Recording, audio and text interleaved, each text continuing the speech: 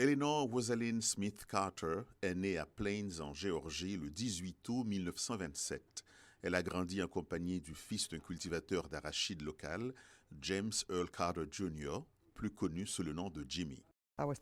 J'avais 13 ans, j'étais l'amie de sa petite sœur et je n'ai jamais rêvé de devenir sa copine.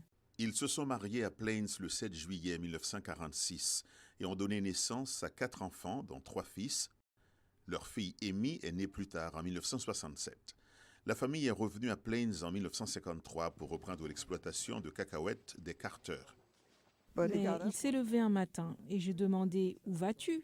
Il m'a répondu que j'allais voir qui allait se présenter au Sénat. Carter a gagné, lançant sa carrière politique qui l'a mené jusqu'au poste de gouverneur de Géorgie en 1971 et à la Maison-Blanche en 1977. Le président Carter a encouragé sa femme à jouer un rôle de premier plan dans son administration. En tant que première dame des États-Unis, Mme Carter a utilisé sa tribune pour plaider en faveur de la santé mentale.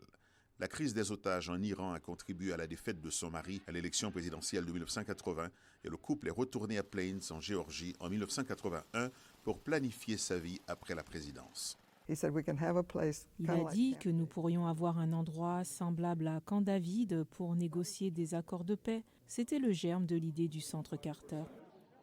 Le Centre Carter a observé plus de 100 élections et soigné des millions de personnes souffrant de maladies tropicales négligées. Jimmy et Rosalind Carter sont le couple présidentiel le plus longtemps marié de l'histoire des États-Unis, soit plus de 77 ans.